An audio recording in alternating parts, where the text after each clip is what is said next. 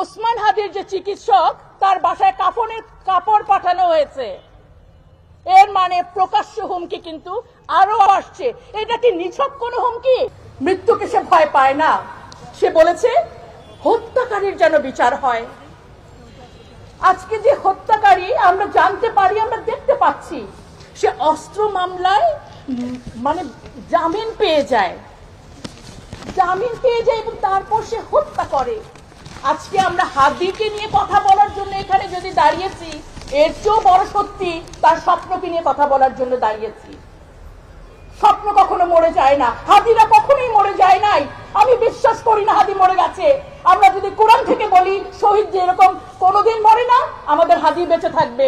বাংলাদেশের আইন উপদেষ্টা বলছেন উনি নাকি উদ্বিগ্ন, উৎকণ্ঠিত এবং উনাকেও মেরে ফেলা হতে পারে এরকম ভাবে তিনি ভীত।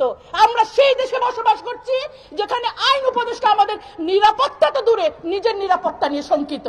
তারপর এটি কতটুকু কার্যকর? আদালত থেকে, বিচার ব্যবস্থা থেকে আসা অস্ত্র মামলার আসামি কোনোদিন জামিন পায়? আমাদের যে ফারুকী স্যার, আমরা উনাকে সিনেমা জগতের মানুষ হিসেবেই মনে হয় বেশি ভালোবাসতাম। তার অনেক সিনেমার মধ্যে একটি হচ্ছে মেড ইন বাংলাদেশ, যেখানে উনি মানে খেলনা রিভলভার দিয়ে পুরো বাংলাদেশকে ব্ল্যাকমেল করার একটি মুভি বানিয়েছিলেন।